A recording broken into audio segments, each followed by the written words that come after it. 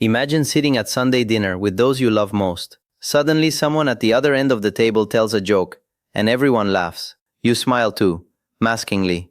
You missed it. You are not sure if it was noise or something else. Somewhere in the back of your mind, a worry surfaces. Is this just getting older? That moment, that small hesitation at the dinner table, is something many patients have described to me over decades. I always tell them the same thing. What you felt was not simply aging. It was your body sending a signal. When your body sends a signal, there is still something you can do. Welcome to this longevity health program. I am a dedicated longevity physician and educator, with many decades of experience working alongside seniors who are determined to live their fullest, sharpest, most connected lives. Today we are talking about one of the most overlooked issues in senior health, the slow creeping difficulty of hearing conversations clearly. Not dramatic deafness, but that subtle fog, that muffled, muted feeling that makes every conversation just a little harder than it used to be. I am so glad to be here for this conversation. I am a medical practitioner who practiced medicine in Japan for well over 60 years. And I continued seeing patients and writing and teaching well into my late 90s. I have always believed that the body does not simply decline. It adapts, it responds. And the ears are no exception. In today's episode, we are going to walk through three things together. First, we will clarify the most common misunderstandings seniors have about hearing changes after 60. Second, we will look at what is actually happening inside the ear and the nervous system. And third, my colleague will guide us step by step through a simple 90-second daily ear routine. 7 specific steps that any senior can do at home starting tonight. So let us begin with the misunderstanding, because I think it is holding a lot of people back. Yes, and I want to address this directly because it matters so much. The misunderstanding is this. Many seniors believe that struggling to hear conversations is simply a fixed part of aging, that once it begins nothing can be done except waiting for a hearing aid. But that is not the full picture.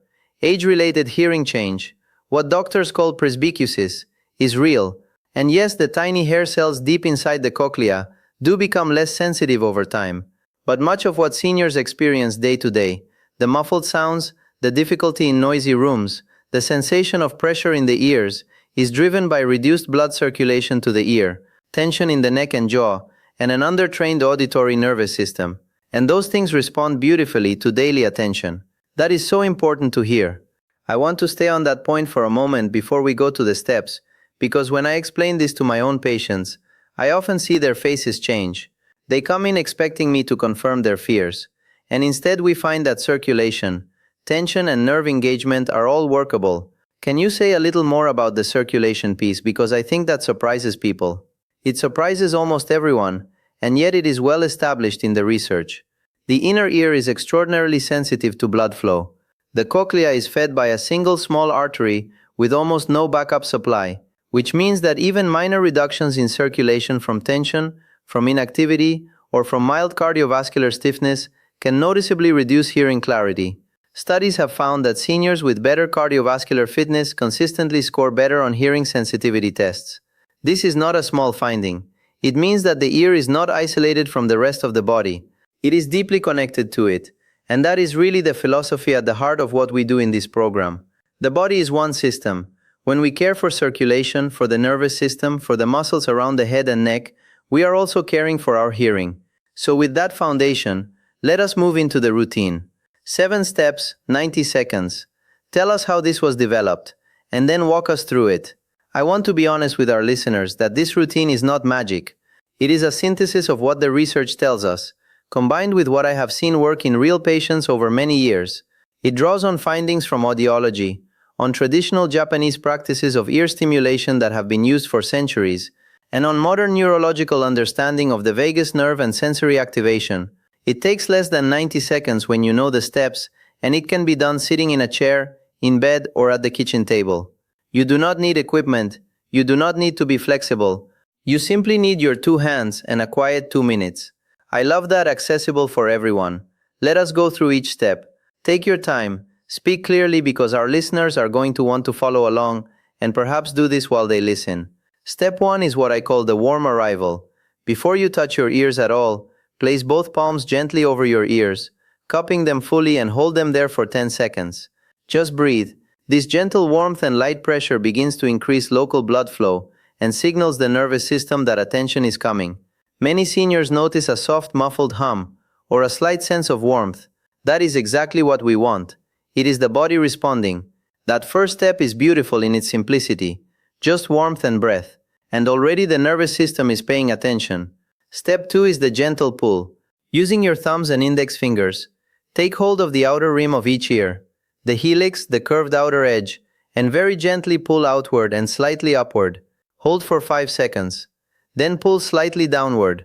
Hold again. This stretches the fascia and connective tissue around the outer ear, which connects to nerve endings that run all the way to the vagus nerve. Research has confirmed that vagus nerve stimulation is linked to reduced inflammation, improved balance, and better auditory processing in older adults. The vagus nerve connection is something more and more doctors are paying attention to.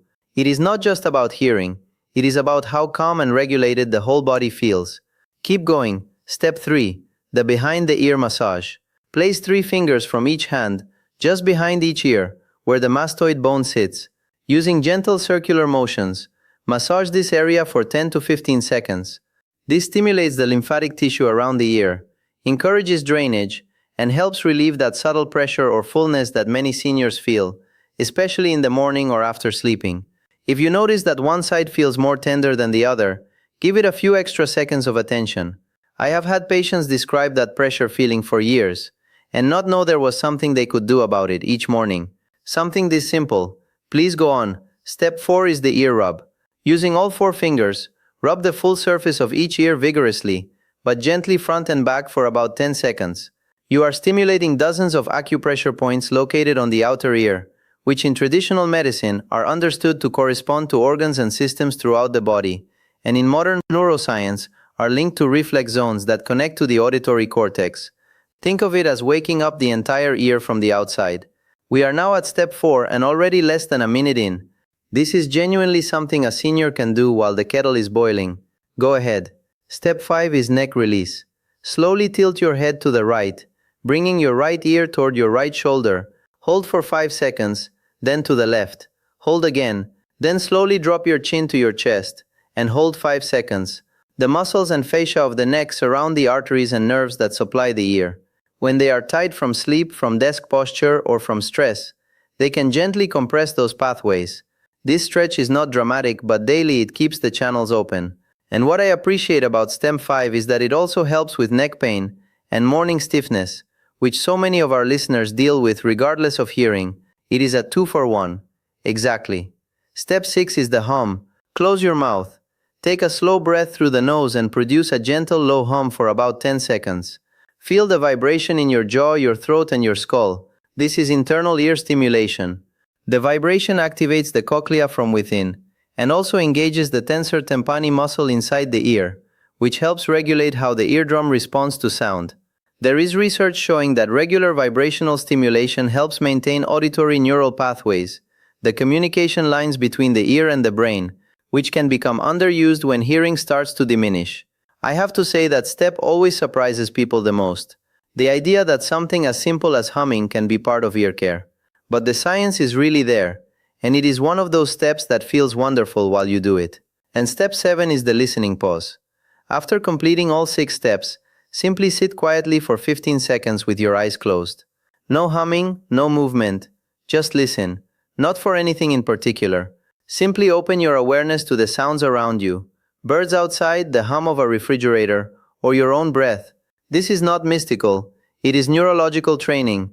You are asking the auditory cortex to actively process sound immediately after stimulation, which reinforces the neural pathway between the ear and the brain.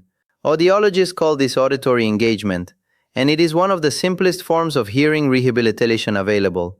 7 steps, 90 seconds, and that last one costs nothing. Just stillness. I want to bring together what you have described because I think it is worth naming clearly for our listeners.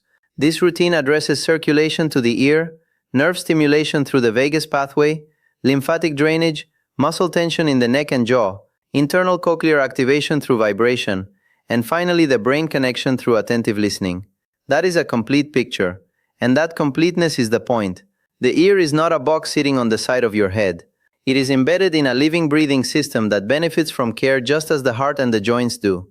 What I have seen in patients who commit to daily routines like this is not always a dramatic return of hearing, But what they do describe is clarity, less training in conversations, and less fatigue at the end of the day from working hard to follow what people are saying.